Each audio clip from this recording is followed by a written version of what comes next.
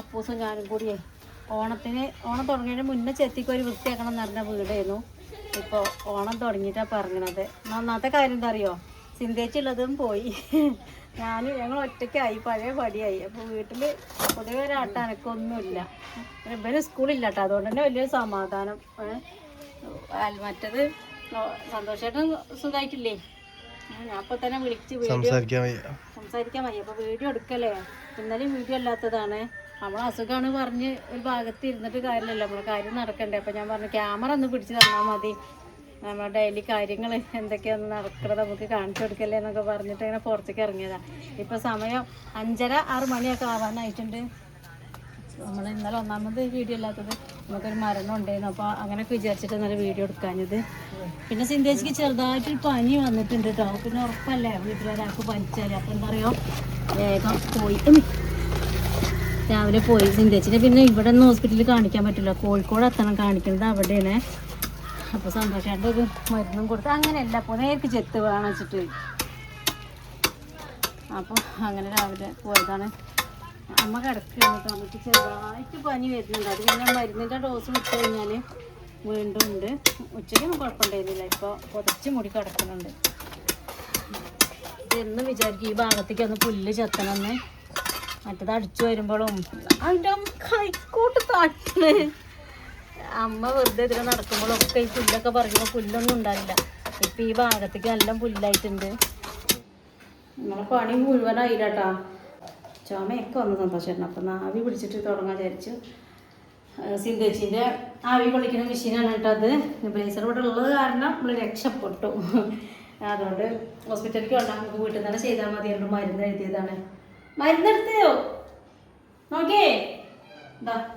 അപ്പോൾ ഇത് 2 നേരം ചെയ്യലാണ്, ഉച്ചയ്ക്ക് ചെയ്തിട്ടില്ല. അപ്പോൾ വൈകിട്ട് ചെയ്താൽ കുറേ ആശ്വാസമാണ്, നെഞ്ഞത്തുള്ള ഒരു ബുദ്ധിമുട്ടൊക്കെ മാറിക്കിട്ടും.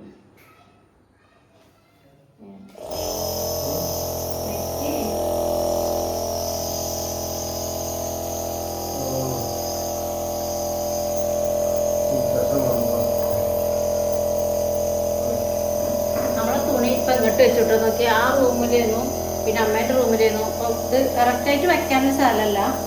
അപ്പം ഞാനിങ്ങനെ പോകുന്നു. അപ്പോൾ നമ്മൾ അടുക്കളേൻ്റെ ഇവിടേക്ക് കൊണ്ടുവന്ന് വെച്ചു. അടുക്കളേൻ്റെ ഒരു സൈഡിലാണ് കേട്ടോ. അതിപ്പം ഇത് ശരിക്കും സ്ഥലത്തേക്ക് മാറ്റാനുള്ള സജ്ജീകരണമൊക്കെ ഇങ്ങനെ ഒരുക്കിക്കൊണ്ട് നിൽക്കുകയാണ്. നമ്മൾ തുണികൾ ഇന്നൊന്നും വീഡിയോ ഇട്ടിട്ടില്ല. നമ്മളടുത്ത് പ്രൊഫൈറ്റ് സാധനമായിട്ടുകളൊക്കെ ഉണ്ട്.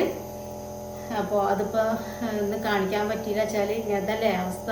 അപ്പോൾ ഒരാളത് പിടിച്ചു തരാനും ക്യാമറ അടിച്ചു തരാനും ഇത് കാണിക്കാനും തുണി എടുത്ത് അവിടെ ചുമടങ്ങി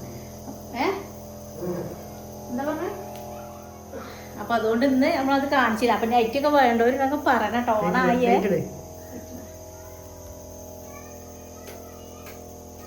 അമ്മേനത്തേക്ക് പോണില്ല, അമ്മേനതോ കാണുന്നുണ്ടോയെന്ന് അറിയില്ല, കിടക്കാണ്. പറയുന്നുണ്ട് എല്ലാവരും കമൻറ്റിൽ മാസ്ക് ഇടാതെ അടുത്തേക്ക് പോകരുത് എന്ന്. അപ്പോൾ ദൈവത്തിൻ്റെ ഒരു ഇതുകൊണ്ട് എനിക്ക് മാത്രം ഒരു പ്രശ്നമല്ല, ഇവരെല്ലാവരും അലർജിക്കാരും തുമ്മലവരാണ്. സന്തോഷത്തിന് വയ്യ, സിന്തേച്ചിക്ക് വയ്യാതൊക്കെ ഒന്ന് പോയി. അപ്പോസിന് അലർജീൻ്റെ പ്രശ്നങ്ങളൊക്കെ ഉണ്ട്. അപ്പോൾ ഞാൻ എനിക്കിപ്പോൾ ഒന്നും ഇല്ലയെന്ന് ഞാൻ വലിയതായിട്ട് പറയല്ല, പക്ഷേ അത് എനിക്കിപ്പോൾ ഇവരൊക്കെ നോക്കാൻ പറ്റുന്നുണ്ട്. അടുത്തേക്കൊക്കെ ധൈര്യമായിട്ട് പോവാം, അലർജി പ്രശ്നങ്ങളൊന്നുമില്ല. അപ്പോൾ ഇപ്പോൾ അമ്മയോടെ കിടക്കുന്നുണ്ട്. ചിലപ്പോൾ ഒന്ന് നീച്ചൊക്കെ ഇരിക്കാനൊക്കെ പറ്റും. ചായയൊക്കെ കുടിച്ചിട്ട് കിടക്കുകയാണ് കേട്ടോ. അപ്പോൾ ഒന്ന് ഇരിക്കാനൊക്കെ ആവട്ടെ, എന്നിട്ട് നിങ്ങൾക്ക് കാണിച്ചു തരണ്ട്. ഇപ്പം എന്നാലും ഞങ്ങൾക്ക് കാണാമെന്ന് വിചാരിച്ചിട്ടാണ് ഇവിടത്തേക്ക് ഒന്ന് കാണിച്ചു തരുന്നത്. മരുന്നൊക്കെ 2 വിധം മരുന്ന് ആക്കിയിട്ടാണ് ഈ ആവി കൊള്ളിക്കുന്നത് കേട്ടോ. അപ്പോൾ ഒരു മരുന്ന് ഇതാണ്, പിന്നെ ഒരു മരുന്ന് ഇതാണ്. അങ്ങനെ 2 മിക്സ് ആക്കിയിട്ടാണ് പിടിക്കുന്നത്. അപ്പോൾ നമ്മൾ അടുക്കളയിൽ നിന്ന് പ്രത്യേകിച്ച് സ്പെഷ്യൽ അറിയാനൊന്നും ഇല്ലാതെ മീൻ വാങ്ങിയിട്ടുണ്ടായിരുന്നു. കിളിമീനായിരുന്നു കേട്ടോ. അപ്പോൾ കിളിമീൻ്റെ തലഭാഗമൊക്കെ എടുത്ത് ഞാനൊരു ചാറ് വെച്ചിട്ടുണ്ട്. കാണുന്നതിനുള്ളുള്ളൂല്ലേ, എത്ര മതി കേട്ടോ. ഇവരാരും ചോറൊക്കെ തികച്ചിരി തിന്നുള്ളൂ. പിന്നെ മീൻ പൊരിച്ചതുണ്ടായിരുന്നല്ലോ, മീൻ പൊരിച്ചത് ചട്ടി ആയിട്ടുണ്ട്. ലാസ്റ്റ് ഇത് പപ്പടം ഇന്ന് ഉച്ചയ്ക്ക് തന്നെ മീൻ പൊരിച്ചതും മീൻ കറിയും പപ്പടം. പിന്നെ സിന്തേച്ചി ഇല്ലല്ലോ, ഉണ്ടെങ്കിൽ പിന്നെ ഞങ്ങൾ 4 മണിക്ക് എന്തെങ്കിലുമൊക്കെ ഒരു കടി തട്ടിക്കൂട്ടി ഉണ്ടാക്കും. എല്ലാവരും ഉണ്ടാകുമ്പോൾ തിന്നാനും രസമാണ്. ഇതിപ്പോൾ ആരും ഇല്ല. അപ്പോൾ റസ്ക്കും ബിസ്ക്കറ്റൊക്കെ ഉണ്ടായിരുന്നു, അതൊക്കെ കൂട്ടിയിട്ടാണ് ഇന്നത്തെ നമ്മളെ ചായ കഴിഞ്ഞത്. രാവിലത്തെ പുട്ടും കടലായിട്ട് ഇരിക്കുന്നത് 1 കൂടി ഉണ്ട്.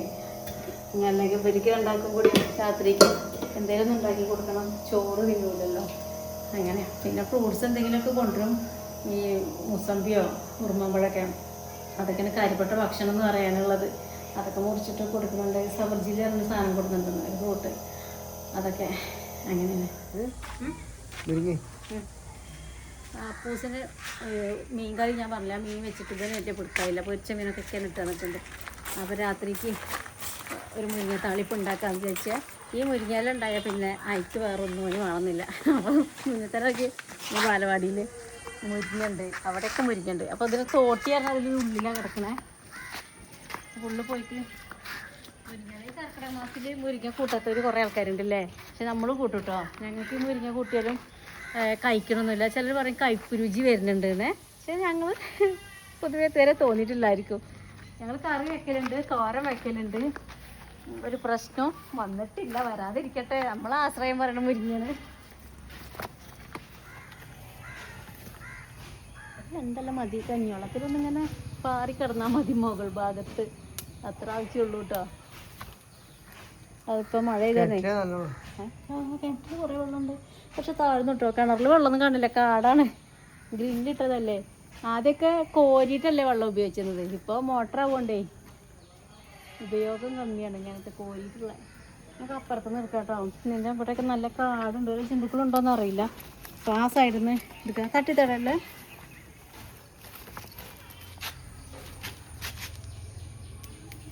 കർക്കിടക മാസം കഴിയാതെ നിങ്ങൾ ആരും നാട്ടിലേക്ക് എടുക്കലില്ല മുരിങ്ങ എന്ന് കമൻറ്റിൽ പറയണം കേട്ടോ.